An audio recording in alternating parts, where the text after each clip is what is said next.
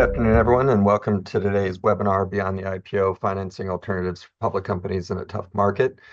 I'm Edwin O'Connor, a partner at Goodwin, and I'm delighted to be joined by a distinguished panel of experts who bring deep expertise and insights into navigating the complexities of the capital markets and the life sciences sector. We're fortunate to have with us today Callie Dirks and two of my partners who will help unpack the legal and strategic considerations companies are weighing in this environment. For housekeeping, before we begin, this presentation is being recorded. It's a general presentation about the changing issues we face in the market today. It's not legal advice. If you need that, please feel free to reach out to us afterwards. We are taking questions through the chat function. We'll address those, we're anticipating at the end of the session, so please submit those during the chat using the chat feature, and we will address those at the end. With that, I'll start with a brief overview from each of our panelists, and then we'll begin our discussion. Callie, do you want to introduce yourself, please? Great. Thanks, Edwin, and thanks to the Goodwin team for having me join. I'm Callie Dirks, Managing Director and Co-Head of Healthcare Equity Capital Markets at Morgan Stanley. I've had the privilege of being at Morgan Stanley for the last 19 years, shepherding a number of biotech companies into the public markets and raising capital through follow-ons, pipes, registered directs, kind of you name it, looking at the toolbox. So happy to be here and take any questions from the group as we talk about navigating both a complex and uncertain moment in time. Thanks, and thanks, Edward, for the intro. I'm Jacqueline Mercier, Life Sciences Partner in Goodwin's Boston office. I co-chair our monetization practice and am a member of our M&A group, so do a lot of transactional work alongside generally representing late-stage and public company life sciences clients. So looking forward, likewise, to the discussion today. Thanks, Jackie. Hi, everyone. I'm Felipe Heydrich, a partner in Goodwin's Life Sciences Group.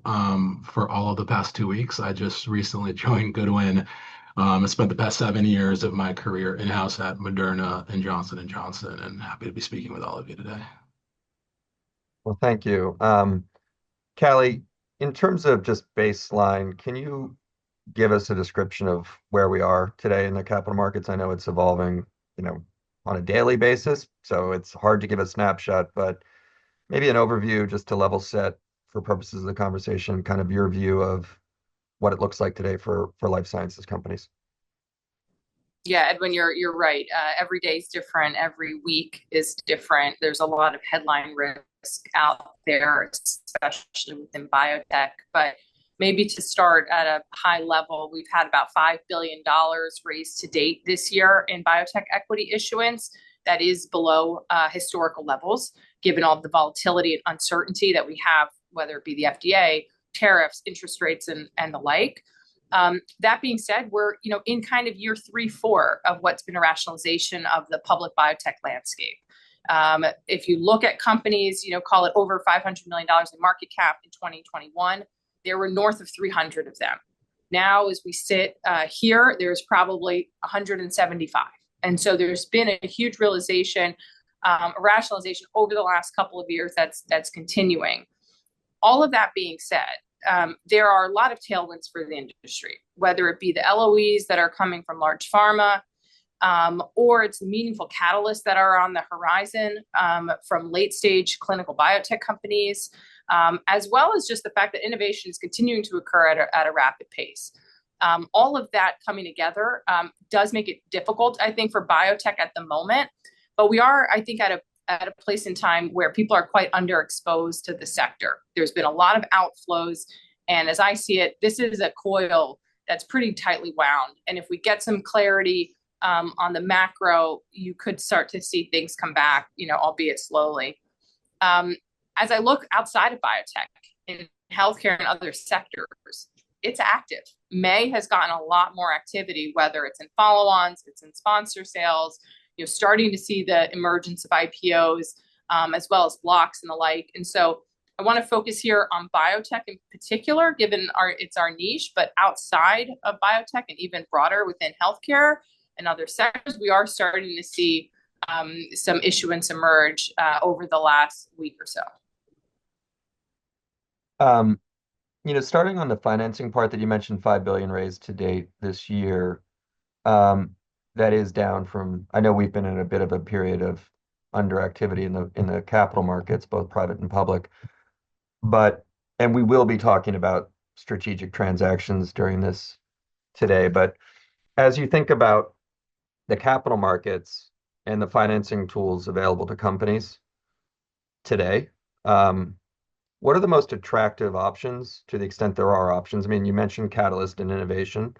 There have been certain deals where companies with catalyst that I don't think were able to take the opportunity of those catalysts. I may be wrong on that, but what if you are a company with an upcoming catalyst or a company with a financing need, where are you steering those conversations in terms of the most attractive areas for capital raising?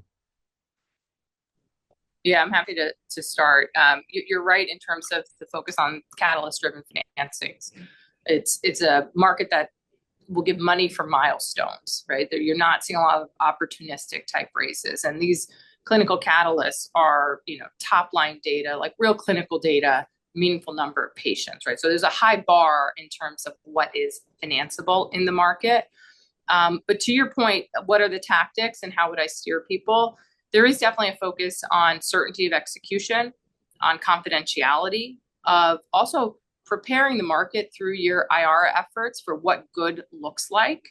And so helping to kind of craft that message that's out there. This is a market right now of trade-offs. And I think it's a question of how many trade-offs are you taking? Are you going to get the amount of capital that you're looking for? You're going to get the timing, the investors.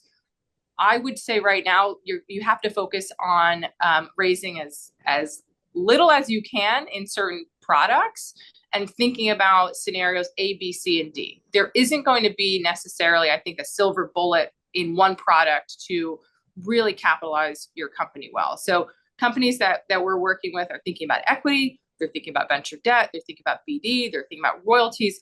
We're going to have more, I think, a piecemeal approach to being able to satisfy these cash burns for companies. So overall, I think it's really about having those multiple plans and trying to set up the market through your IR efforts for what you expect good to look like in your upcoming clinical readout for that to be able to be a financeable event. You mentioned products. I think you're referring to things like confidentially marketed follow-ons, pipes, ATMs, registered directs, or is that what you're talking about when you talk about the products there? Yeah, that's right. I mean, we haven't seen a lot of what I would call kind of regular way S1 or S3 deals. Again, the focus on certainty and visibility is leading people down the route of pipes, registered directs, at the market offering. So using an ATM, maybe in the interim, before a data event, and really trying to weigh the dilution with the certainty of bringing in capital. The idea of being able to put out data and having the market react positively in an environment where there's an expectation that any event is going to be financed can have, I think, an overhang on a stock, meaning that people might be more willing to share data early or take companies under CDA to be able to have the certainty of financing at the same time as putting out their data. Yeah. This is all, I think, evolving, but.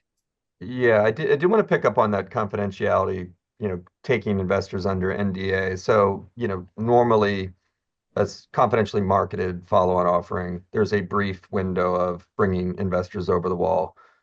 But are you suggesting that maybe there's a longer, bring somebody in over the wall beyond a week or something like that in advance of a pipe or a potential follow-on RD I or think you're other format? seeing, yeah, I think you're seeing more of that with the most trusted partners for these companies. This is not something that's open to many, but I think for the most trusted partners, it's something that companies are thinking about, again, to really get solicit advice, whether it's from their banking advisors or their most trusted investors as to how to display and communicate most effectively this key clinical update. And the types of investors that would be open to that extended period of, not trading in effect would be your cornerstone anchor type investors that otherwise are long only, not actively trading, or are there others that like new investors to the story that you could potentially bring in on that informative but potentially wall cross basis? I think the distinction is really around the healthcare specialists and whether they're new or existing, they're people that have had significant engagement, with the company and at the same time can really help write a sizable check.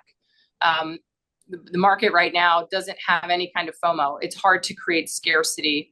And so I think the goal would be that by talking maybe to some of these trusted partners, you'd be able to create a little bit of scarcity around your financing, raising the amount of capital that you're looking for. Okay. And the last one on the sort of the product area for the equity product is ATMs. We are maintaining, at least in my experience, we're maintaining those ATMs for those opportunistic pops to the extent they exist in the stock, but also for reverse inquiry. Have you seen any reluctance in people maintaining those ATMs because of lack of utility, or do you think that they're a viable option that people should maintain or consider, if not putting in place? I think they're an incredibly viable option. I think it is a standard for companies at this point and almost just housekeeping to have an ATM available to them. The reality is a lot of the market structure has changed over the last year or so. And so you might have a day of significant volume where it might behoove you to use your ATM. And that volume or that demand may not be transferable into a financing. And so I think it's good housekeeping to have that ATM to be able, again, to kind of piecemeal and use multiple products to address the cash burn. Okay. So that's sort of the equity. And you mentioned multiple plan A, B, C, D, and so on. In terms of debt, you mentioned venture debt, structured debt, and just debt financing generally. And we'll talk about royalty monetizations as well. But for those let's call it traditional ways of raising capital, are you seeing trends in those areas? Yeah, absolutely. And I think I want to be clear that taking on debt is a really big decision for the company and board. And so it kind of goes to a level of clinical progress in companies that are late stage enough to be able to take that on. But the convert market has been quite active, at least more broadly across sectors, has not seen a lot of healthcare issuance and has been kind of starved for it. And venture debt can, alleviate financing need with some upfront and then debt to be able, to be called later on. I think what's important, though, is understanding the covenants that come with that venture debt, making sure that those actually benefit the company and don't just create this do loop where they have to hold cash in order to access the venture debt, thereby kind of extinguishing its relevancy. And Jackie, Felipe, in terms of royalty monetization, you've had some recent experience on that. And in our conversations leading up to this, I was surprised to hear that it's accessible to a lot more than I would have thought. So do you want to give sort of your observations on what you've been seeing recently on those transactions? Yeah, absolutely. And I think that's exactly right. Monetizations are becoming much more common. They had traditionally been a funding tool for very late development stage or commercial stage companies. But over the last couple of years, we've seen a lot more players come into this space. And those investors have a lot more tolerance for earlier stage companies, including through what you might have heard of as development funding or launch capital. So given this broader investor base, we're encouraging clients to consider royalty monetization deals sort of just on their regular menu of financing options, given that they're less dilutive, as Callie mentioned, than equity-based financings, and also less restrictive, as they tend to be more covenant light in terms of the covenant packages compared to true debt instruments. And then even just economically, these deals tend to be very bespoke in how they're structured. So companies can really negotiate these deals to be beneficial for their needs at the time. Felipe, I don't know if you had anything to add. No, I totally agree. I think for a variety of reasons, they've become much more prevalent, much more available. To the point, I think companies do tend to they're aware of them, and I think we've kind of passed from the kind of general curiosity awareness stage to a place where companies are really becoming sophisticated about them and smart about kind of being prioritizing, being purposeful about what they want to get out of them. Because, like you said, Jackie, I think the beauty of them is that they are highly customizable, highly negotiated, and so from everything from like a return profile to the investor and like a pricing to the company, they're much more tied to the risk profile of the program or programs that are being funded. And I think less prone to the volatility in the macro that you just heard Callie talk about. From kind of an operational control and flexibility. Again, they tend to be more covenant light, like you said, than debt. But then again, being really purposeful, specific about where you can bring in the investor and where you can give the investor some control, and where as a company you have to retain it to kind of ensure the success of the program and the programs. And I think they have a few other features, right? I think maybe almost uniquely to these types of financings, if structured the right way, there's also the potential for it to not only be a balance sheet transaction, but actually potentially provide some P&L relief for companies as well. So in that sense, it brings in almost a new pool of potential participants, companies that feel like they're okay from a balance sheet or runway perspective and don't need to kind of access the markets in the state that they are in today, could still have interest in doing some of these types of deals if it can be structured the right way. So I think there's a lot of reasons you're seeing the growth of them, both I think as a reaction to the state of the public capital markets that you just heard Edwin and Callie talk about, proliferation of private credit and private alternative capital more broadly, but I think a growing kind of awareness and sense of confidence from companies that this is a real viable option as well. Yeah, and on the confidentiality piece too, the investors are typically willing to sign more of an M&A style NDA, so there's typically not a need to cleanse, and a lot of the investors are even willing to sign up to a standstill to the extent companies are concerned about any sort of public or hostile tactics. What are the qualities of a company that would allow them to access this product? Like what do they need to demonstrate? So, for example, phase preclinical off the table, right? But what types of companies are eligible or should be thinking about this as a potential alternative? So I think the easiest answer is obviously commercial stage. And I think probably 18 months ago, I would have also said very, very late stage clinical phase 3. But we're seeing more and more phase 2 companies being very viable targets for these sorts of deals. And in particular, if depending on the stage of development, if there is an out license, I think the investors in the space view that as an endorsement a bit as to the company's viability. So it really comes down to clinical, preclinical too early, phase 2 definitely doable. The companies need to realize that they're going to be subject to very intense due diligence on the part of the investors, just to, understand the landscape, the market for the product, the, bankruptcy risk profile of the company. But we're certainly seeing it earlier and earlier, particularly with the number of new players in the market.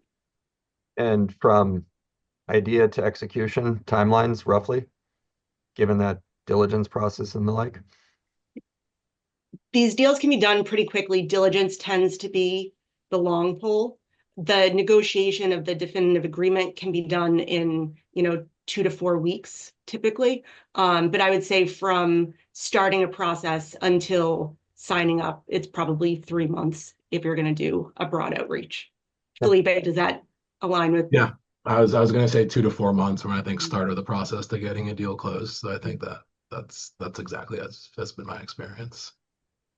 Yeah, I feel like it's a lot of parallel processing, right? You might have this going on in the background. You might want to get these terms and then read out your data, evaluate where your share price is, where the market is, and if you're able to finance, great. But if not, you've been doing this in the background. So it's a lot of parallel processing at the moment. And look, maybe you want to do both, right? Maybe you need a large sum of capital and you want to try to shrink the equity size as much as possible by doing some of the debt, alongside it. Again, it's going to be, I think, a combination. It's not an if that, or it's really a combo. Yeah, and Callie, that brings me to another question. It's sensitivity around valuation. share Yeah. prices for a lot of companies are well below where they were in years past. And so there must be some sensitivity you're hearing from people around raising capital at the current valuations. And this would be a tool, right? A combination of equity and a monetization transaction or other non-dilutive type capital. But are you hearing from boards, management teams that raising capital in this environment is unattractive due to the current valuations? Or is that not a concern and people are just taking cash when cash is available, which is sometimes sentiment we hear. Yeah, I don't think we're there yet. I think there is still a very big focus on dilution. Um, that being said, we do have to get creative. And so you're seeing people get creative in the equity market, whether it's introducing a warrant to maybe allow another tranche of financing at a higher price in the future. Or maybe it's around M&A and introducing a CVR. The reality is that putting premiums on these companies when they're so far, even in some cases below cash, can be really difficult for the board. That's why I guess my advice is sort of to try to piecemeal. Use the ATM, finance when you can. You might not be able to address your entire cash burn, but at least it allows you to continue running and minimize the dilution. But I do think that companies and boards need to be pragmatic, that we don't necessarily have a Fed right now that's going to be cutting rates aggressively as we did in the COVID time period. And so if rates are not going to be going lower and the cost of capital is going to remain higher for an extended period of time, then I think it behooves people to forgo some of the concerns on dilution and bringing capital when needed. I've never had a company say to me, I really regret taking, that extra $25 million or such. It really does come in handy because, look, we've all been in this environment, but biotech drug development is not a straight line. Okay. And Felipe, I think you've got some relevant experience from the in-house side of things as it relates to how companies are addressing capital needs strategies and if you want to comment on that perspective of this, now slightly different, obviously, but could be relevant to this conversation as well. No, yeah, absolutely. Thanks, Edwin. I think Callie's point about parallel processing is critical and something I think you see companies and sophisticated management teams really focusing and emphasizing. So it's options A, B, C, D, but not sequentially, but in parallel to try to be opportunistic when it's possible. So, pursuing kind of a structured, whether it's more of a collaboration licensing deal or a royalty financing, royalty monetization deal, while in parallel, pursuing, looking, speaking to lenders, looking at pricing for debt, looking at, valuation and availability of equity. And so, if one of those windows opens, you're able to capitalize quickly because, you've done all the legwork in parallel. Or I think you start becoming, a lot more strategic and purposeful about the piecemeal approach, right? Like, how much dilution can you take? How much dilution does it make sense to take from an equity perspective? Where are you willing to take covenants on a debt deal? And then are there programs specifically you want to fund via a royalty monetization or for a wholly owned program, what we call a synthetic royalty, where there's no actual out license or royalty stream, but a company with a wholly owned program creates one for the investor if and when that program is commercialized. And so I think the place I have seen companies become increasingly, I think, sophisticated and purposeful is that parallel pathing and knowing where and when to execute on which one of the deal types, which I think that was a great point by Kelly. Yeah, and running all of these processes simultaneously, bandwidth is clearly an issue, especially for smaller organizations. There are, I would think, synergies between some of those. So business development transactions and sale of the company MOE, for example, would be one. Equity financing, debt financing, and strategic do feel like they're probably separate paths. Maybe I'm incorrect there.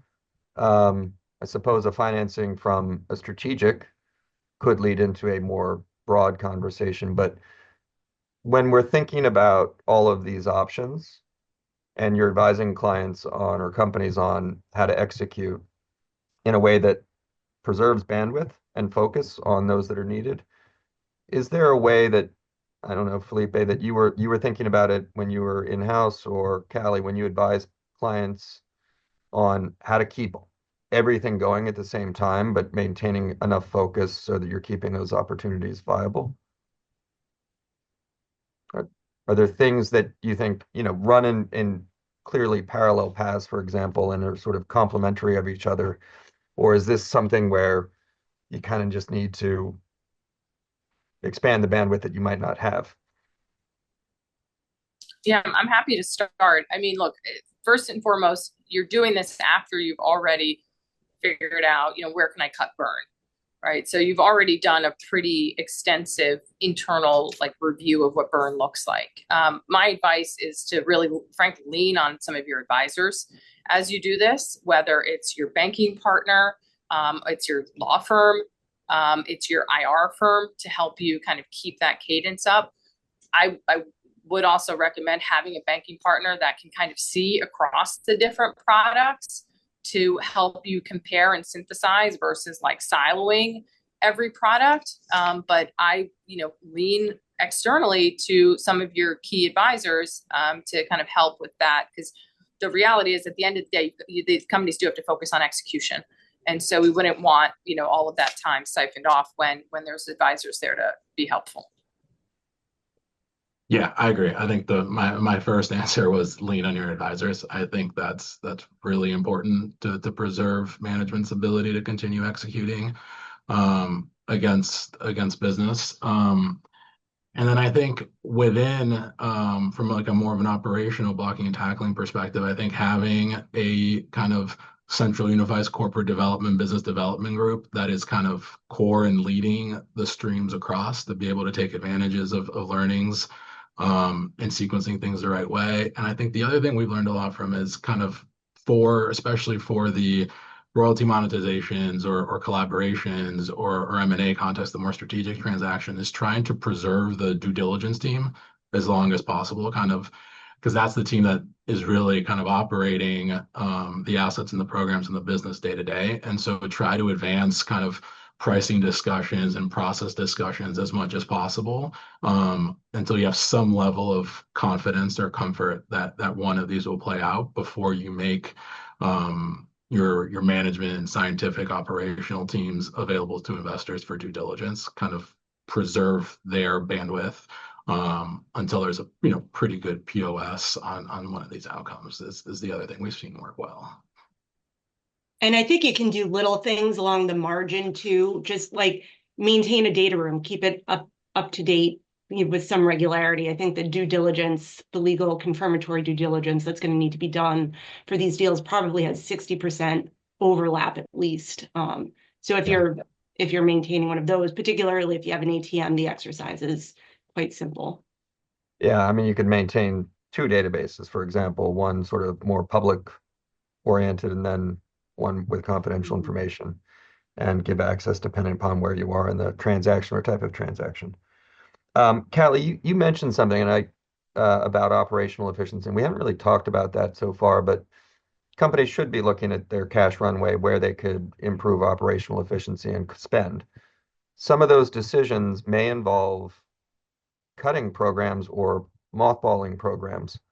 And I've seen instances where an announcement like that gets made and the investors react favorably to it. Should companies be worried about making an announcement like that, or what considerations, to the market, investor reception, if companies are instituting cost-saving measures, which may include rationalizing their programs or prioritizing some and deprioritizing others? Is that always a bad thing? No, it's a tough question. It's a tough thing to grapple with. But I think, as we've seen recently, investors want NPV positive, programs. If there is an ability to return cash in any format, whether it's through the cutting of burn and extending runway, we're seeing a lot of that, obviously, as companies try to avoid going concerns. Or frankly, we see companies saying, look, we read out, our latest clinical, phase 1A, phase 2. It's not as differentiated as something else that's on the market. We're going to return cash. People want to see that. That is actually being applauded by the buy side. It's not easy. It's a very difficult decision, I think, for the board and management teams to make. But going into a reverse merger shell process is also very lengthy. Or going into an MOE, also very difficult to do. And so with the lack of M&A returning cash and the difficulty of LPs not bringing inflows into some of these funds, or generalists not being in the sector, okay, where is the cash going to come from? What we're seeing is a lot of funds, acting as, people going into some of these companies to try to buy them out and return cash to shareholders. So I do think that investors are applauding the rationalization of programs, hence why we haven't had a ton of platform-oriented IPOs, and why the last couple of years has skewed to more clinical asset stage, type opportunities. I think we've covered a lot of the equity, debt, and monetization type transactions.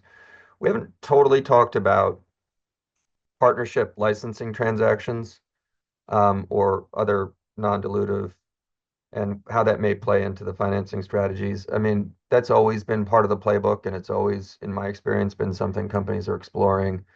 Has that changed in any shape or form, given where we are today, or is that just one of those options that we listed, that people should always be exploring?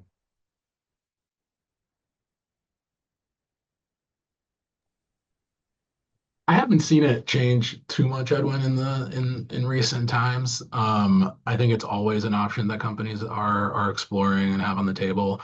I think, if anything, at the margins, I think with the kind of increased availability and familiarity of some of these royalty financing, royalty monetization schemes, I think companies are maybe becoming there's that option, so they can afford to be maybe a little bit more critical about collaborations, in thinking of them as a pure source of capital, right? Because I think, especially with collaboration and licensing transactions, the licensee or investor, the strategic, is going to expect a really significant involvement in the program, the development of the program, potentially the commercialization of the program. And so I think important to keep in mind the priorities and what it is you're trying to achieve from a deal. If you want a strategic partner, I think that's a great avenue for that, plus capital raise. But as a pure capital raising mechanism, it's available. I don't think people have changed too much, how they think about it, at least from my vantage point. And Callie, you'd mentioned reverse mergers, SPACs. You didn't mention SPACs, but I did. Or take privates, as alternatives, sort of towards the end. How viable, maybe leaving SPACs aside, but how viable are those? And you also mentioned the take private, the funds that take companies private. And I do have some questions on that one. But those are options, clearly. Reverse mergers may be challenging, but how viable do you think those are, and are those break glass options sort of at the end, or where would you fit those types of options in? Well, look, I think the reverse merger, effectively is the way to go public right now. Some of the largest deals this year have been the reverse merger pipes that have accompanied, these transactions. I think it's all about timing, right? How do you maximize the cash that's actually in the shell versus waiting too long and then making it a shell that's not, all that viable. But from what we've seen, the number of entrants, buying for these shells is still quite high. So we still see reverse mergers as feasible. And, frankly, the way that people are going public at the moment, if they decide to go public. In terms of your question on, MOE, I think that can sometimes be a little bit more difficult. as you have to rely on the shareholder vote, and it's not as clean of a structure versus the shell that's just offering the cash. And then on the take privates, I think we'll see more of it. Again, just as people try to unlock cash that's in these biotech companies. But if you look at the historical track record, the track record is not perfect. There's been a couple of successful ones more recently, but if you look over a longer period of time, they haven't been as successful as taking these companies private. I think you see more of it privately in terms of this returning cash, type dynamic. It's a lot easier to do as a private company than public. The reality is, starting from the beginning, we're seeing less companies being formed right now. And so the number of companies that are being formed is going down.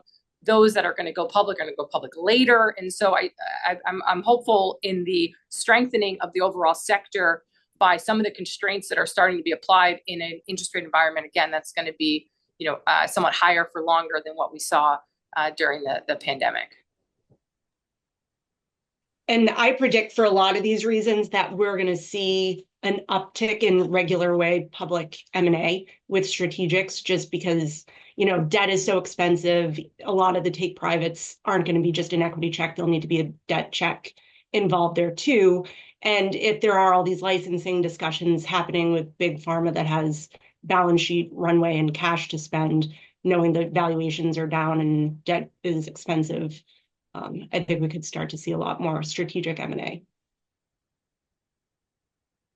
Well, and do you have any other sort of word from the field on that in terms of what are you seeing from companies either as acquirers or as targets? Any developments over this past, 18 months or so? So there has been a lot more chatter, I would even say, over the course of the last 4 months, with discussions about holdco sales of public companies. And then certainly I have serial acquirers who are viewing the market as being very advantageous just because valuations are down and people recognize that these companies are having the funding challenges that we've been discussing today. So I do think that M&A discussions are happening pretty fervently. There haven't been a whole bunch of deals actually announced, but I do think that those discussions are happening with increased. And clearly from the buyer's perspective, valuation plays into it, but also from the sellers if they're feeling like they're not getting the adequate valuation for it. So is that coming into play as well? I assume it would be. Yeah, certainly. And I do think that the choppy markets, don't make it an easy play necessarily, but I think that it's become more of the forefront of discussions over the last few months. Any dynamics sorry, go ahead, Kelly. No, go ahead. I was just going to say dynamic wise, leverage. So the buyers would be in the more leveraged position, I assume, in this marketplace. Are you seeing any effects or consequences of that? Yeah, I think that that's right, but it's almost from a mutually beneficial vantage point. So there is more leverage because the buyers know that there are challenges for the targets, but the targets also know that there are challenges with their own runway. So, if they can announce a deal that's at a premium, they're in a pretty good position, I think, vis-a-vis their shareholders. Yeah, I think some of the other themes that we're seeing coming out, especially around, who has the leverage, you're seeing more mid-cap buyers, right? So we're seeing a buyer universe that's going to be large pharma, but also potentially mid-cap pharma. I think you're seeing more dynamics where mid-cap or large cap, maybe wants to own a launch of a drug. Maybe they want to own the phase 3 development. Maybe they want to acquire something earlier in order to dictate how that trial goes, and then importantly, given IRA, how that launch in the first 2 years could go, right? Biotechs are actually, we have a number of companies that have launched drugs themselves and done it fairly well. So it's not like pharma can sit back and say, okay, I'll wait for them to do that and then I'll pick it up, at a later point. Like, I think they have to really think hard about, where do I want to own either the clinical development or own the launch? And you're seeing that specifically with the mid caps who are saying, I need to get in a bit earlier. Otherwise, I'm not going to be able to compete, with those large cap players when things get more de-risked. So look, all of these, again, make me feel, more positive on the margin for the sector, right? The forward growth rates and PEs for large pharma is highly, highly correlated with their growth. And biotech is still going to be an R&D engine, for those companies. Right now, though, we need to see some clarity in the macro, whether it's the FDA or MFN and tariffs, like hopefully to start allowing some more of those animal spirits to emerge. I want to get to those sort of macro trends, which we're going to be looking forward to and what we should be going to in a minute. But Callie, there's one last question I wanted to ask before we get there, and then we do have some questions I'd like to go through as well that have come through. There's been this sort of emerging trend of activist types that are getting more involved in companies with high cash balance and negative EV. And one of the questions is, do we have a stat on, how many companies are trading below cash? And I think you may, Callie. I don't want to put you on the spot, but with those types of companies, what are their rules of the road or things that companies in that position should be considering if they do become subject to one of these activist type investors? And what's your experience been on that? You or anyone else really here?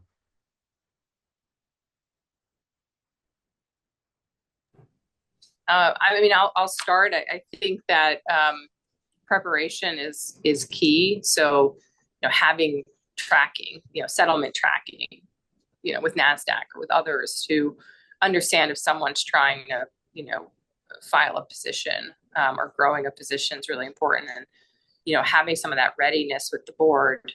But where I think we will see more of it, and there needs to be real alignment and conviction between the board and management on the best path forward, because that activist is going to try to change things, whether it's splitting the business, cutting burn.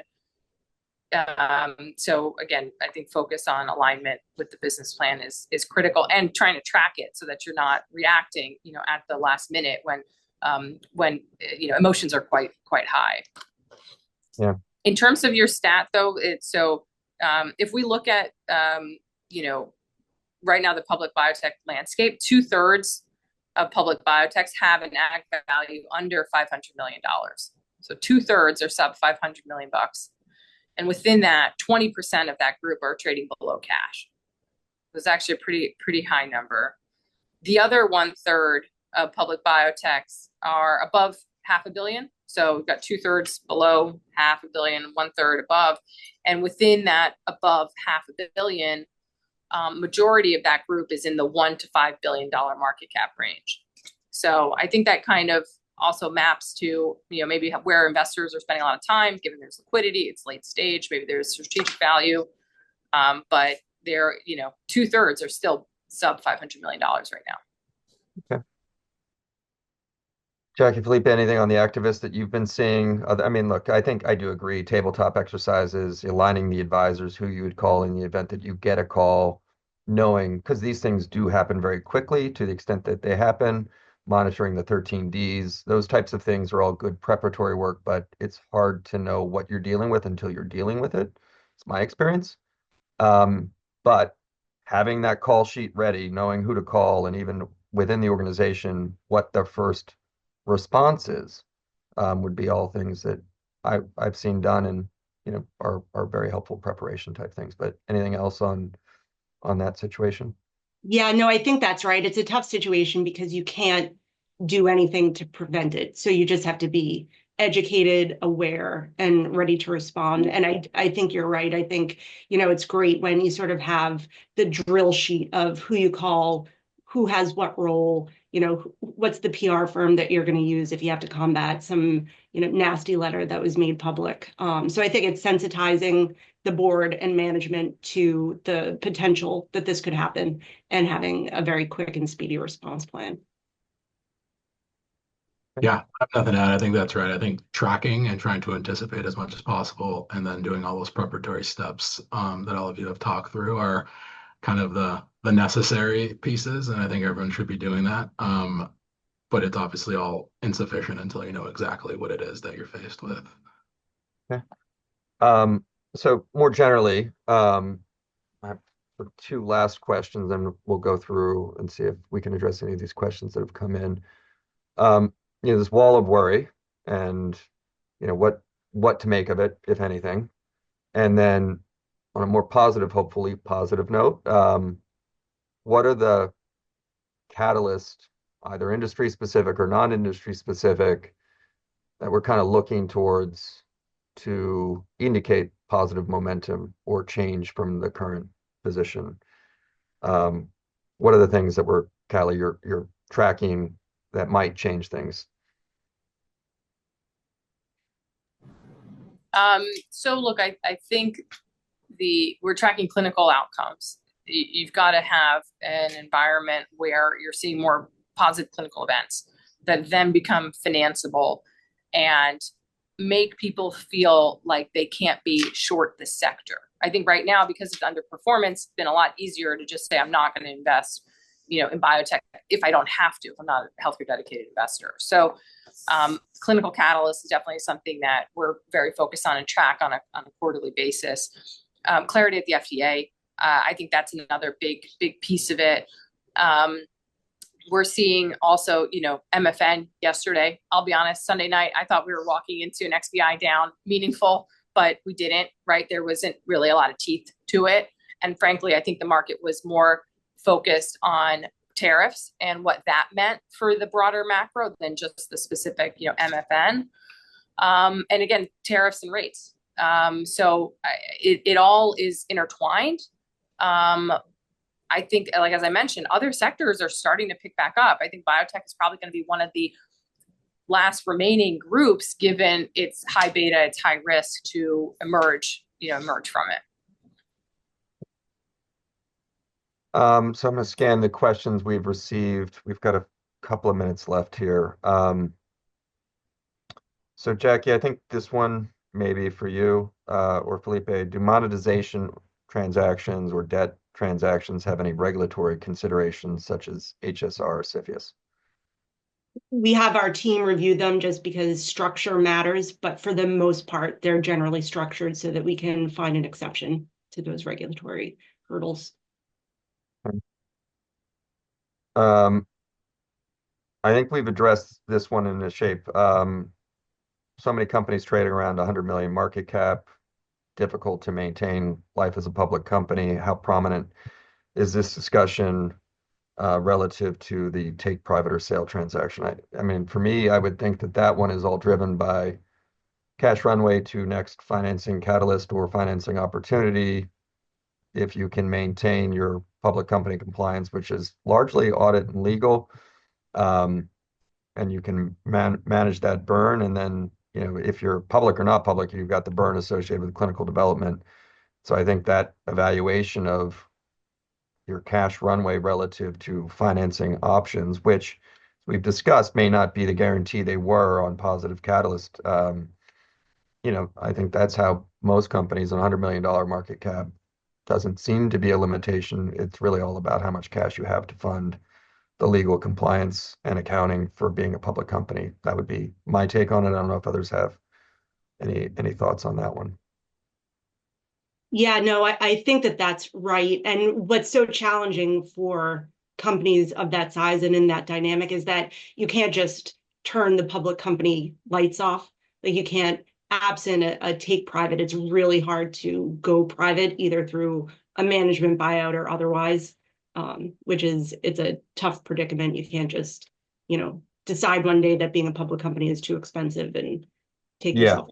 It is not as easy as you would think, and even just delisting doesn't get you out of some of these compliance issues, which is just once you're public, it is hard to turn those compliance features off.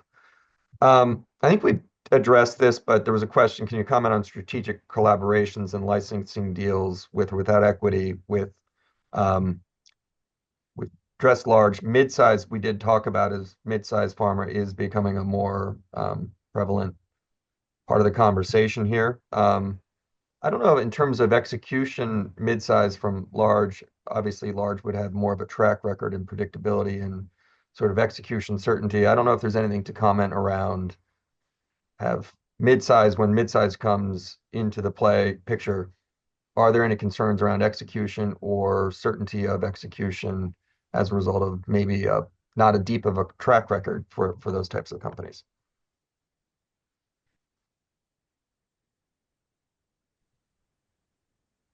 I can start, and Jackie, you can jump in if you have anything to add. But I I think not. I think while there may be, some lesser familiarity or kind of less muscle memory for some of the kind of mid cap pharma companies in the kind of licensee investor position, I think as Jackie and Callie mentioned, you are seeing that increasingly more frequently, and that's been true for a little bit of a while. So I think they've gotten enough reps at it, and I think whatever exists there is, I think, counterbalanced by the fact that they're often more motivated to get the deal done than see it as like a true get for them. So I think any inexperience or risk from inexperience, I think, is slowly fading away and is counterbalanced by, I think, potentially increased motivation. So I kind of see it as six in one hand, half dozen in the other. Yeah, I would agree with that, Felipe. Um, I think we've addressed all the other questions. I'm not seeing any others come in.